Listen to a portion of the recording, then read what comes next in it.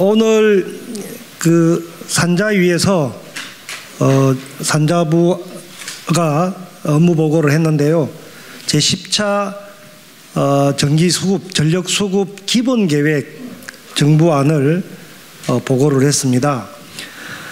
보고 내용이 그 여러 가지 문제가 있었는데 국회가 이 기본계획에 대한 심의 권한이 없습니다. 아마 이렇게 이제 형식적으로 보고를 하고 확정될 텐데요. 이에 대해서 우리 더불어민주당은 세계적 추세에 역행하고 있는 윤석열 정부의 10차 전기본 계획이 너무 시대착오적이기 때문에 결코 동의할 수 없습니다.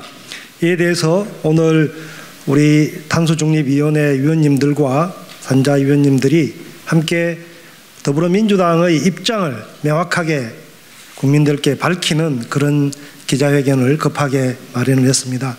김성환 의원님께서, 정책위원장님께서 간단한 모두 말씀을 하시고 기자회견문을 나누어서 낭독하도록 하겠습니다. 잘 아시겠습니다만 전 지구사에 지금 가장 절박한 문제를 꼽으라면 기후위기와 불평등 문제일 것입니다.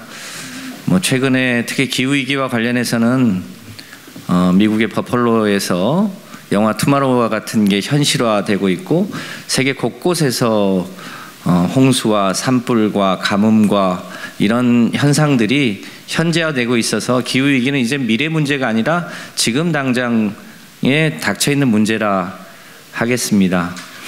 이 기후위기 문제는 근본적으로 250년 전에 소위 석탄과 석유 기반의 산업혁명 체계에서 재생에너지와 그린수소 기반의 소위 생태문명, 녹색혁명 시대로 시대를 전환하지 않으면 우리 인류가 공룡처럼 멸종할지 모른다고 하는 매우 절박한 문제를 근본으로 깔고 있습니다.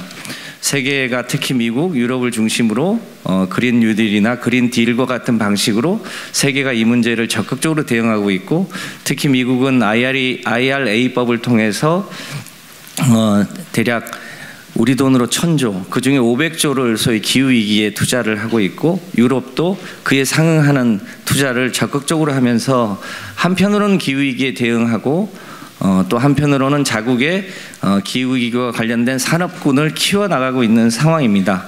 그런데 그 세계적인 흐름과 정반대로 대한민국은 이 10차 전기본을 통해서 원전 비중을 높이는 만큼 재생에너지 비중을 NDC에 보고한 30%에서 21.6%로 드리는 역진적 정책을 펴고 있습니다.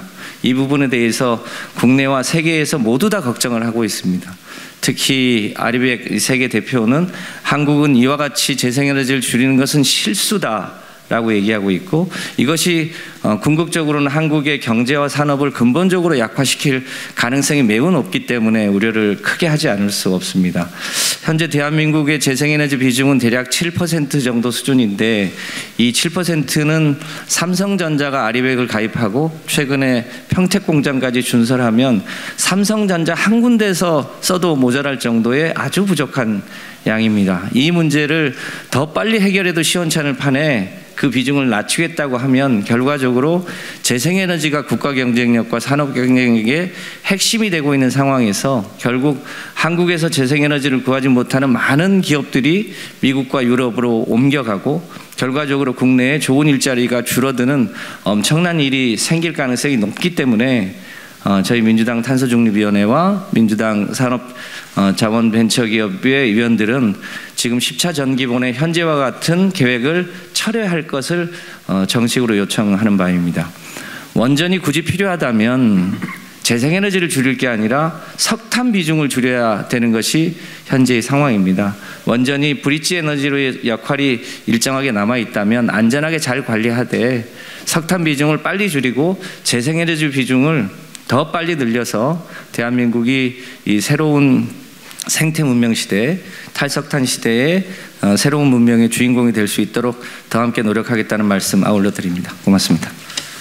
원전 확대, 재생에너지 축소, 시대 역행하는 윤석열 정부의 제10차 전력수급 기본계획 철회 및 원점 재검토 촉구, 오늘 국회 산업통상자원 중소벤처기업위원회에서 윤석열 정부의 에너지 정책을 상징하는 제10차 전력수급 기본계획을 보고받았습니다.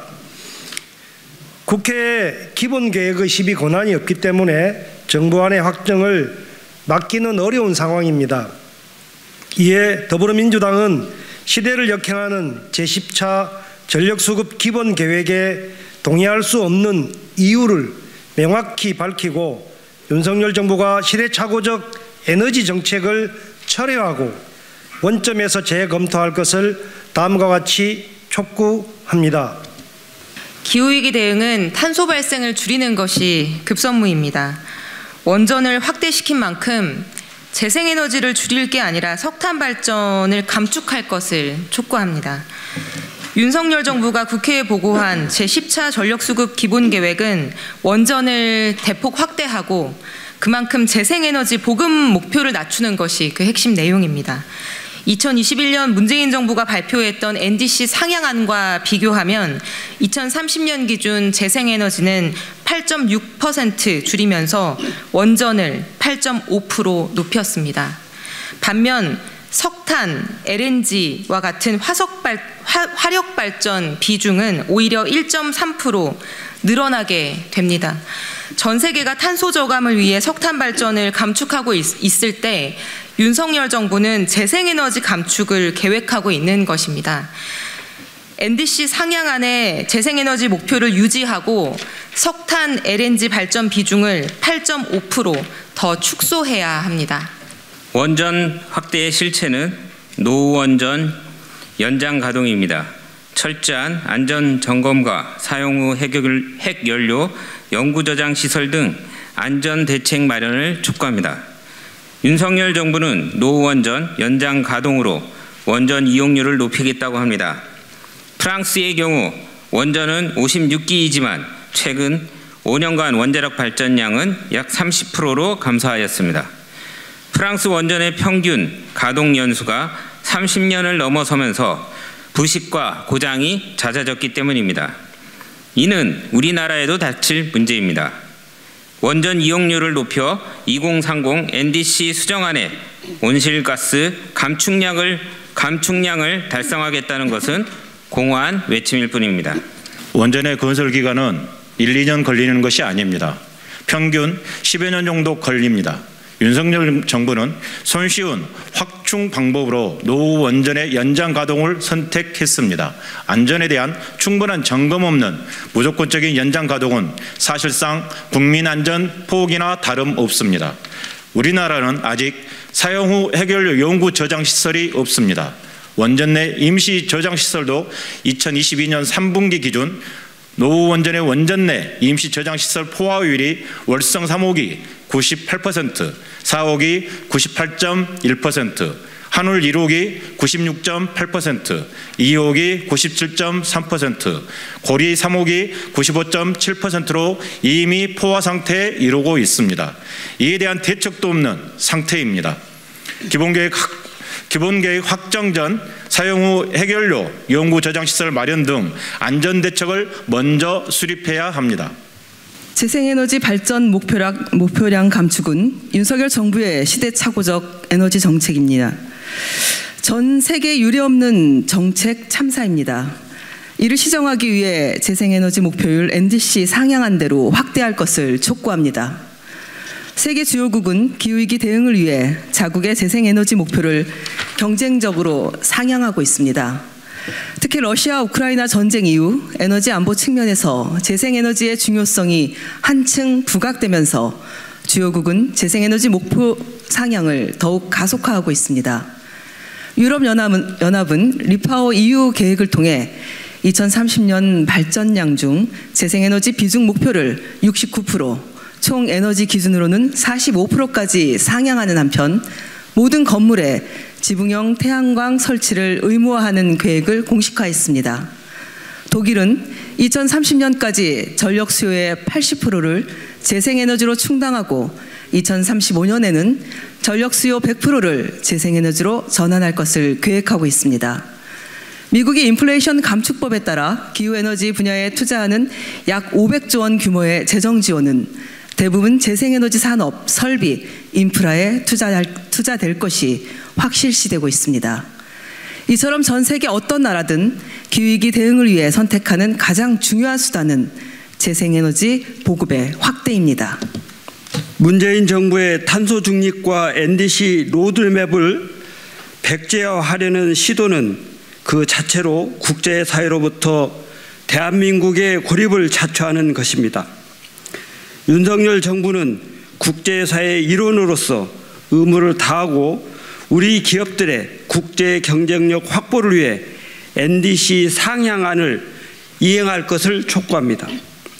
윤석열 정부가 아리백을 금기시하고 재생에너지 확대를 배관시하면서 우리 산업의 경쟁력 약화가 우려되고 있습니다. 2022년 전 세계 발전 투자액 중 원자력은 490억 달러로 재생에너지 투자액 4,720억 달러의 10%에 불과합니다. 세계 최고 수준의 태양광, 풍력 기업과 기술을 가지고도 시장을 고사시키고 원전을 선택하겠다는 방향 설정은 윤석열 정부의 독선과 무능이 그대로 반영된 것입니다. 이는 재생에너지 산업뿐 아니라 전 산업의 경쟁력의 위기를 초래할 것입니다. 재생에너지 중심의 글로벌 탄소 무역 장벽이 국제사회의 새로운 통상 질서로 작용하게 될 것이 확실하기 때문입니다. 문재인 정부가 재생에너지 보급 목표를 2030년 30%까지 높인 배경은 이러한 국제 통상 질서의 재편에 대응하기 위한 생존 전략이었습니다. 인플레이션 감축법, 탄소 국경 조정제도, 풍력 쿼터제 등 전 세계적으로 친환경 보호 무역주의가 대세로 떠오르며 재생에너지 기술력 확보가 곧 산업 경쟁력이 되는 시대가 됐습니다. 제조업 기반의 수출 주도형 산업 구조로 세계 6위권 무역 경제를 일궈낸 대한민국에서 국제 통상 질서의 변화를 기민하게 파악하고 올바른 판단을 내려야 합니다. 이런 취지로 시대착오적 전력 수급 계획의 즉각적 철회와 녹색 경제 전환으로 나아가기 위한 재생에너지 중심의 새로운 전력 수급 계획을 원점에서 재검토할 것을 강력히 촉구합니다. 이 내용을 담아서 구호를 외치도록 할 테니 끝에서는 여러분 삼창해 주시면 되겠습니다. 원전 확대, 재생에너지 축소, 시대를 역행하는 윤석열 정부 제10차 전력수급 기본계획을 철회하고 원전을 재검토할 것을 촉구한다. 촉구한다. 촉구한다. 촉구한다. 자, 원점에서 재검토할 것을 촉구한다. 촉구한다. 촉구한다. 촉구한다. 2023년 1월 11일 더불어민주당 탄소중립위원회, 국회 산업통상자원 중소벤처기업위원회 더불어민주당 위원 일동. 감사합니다.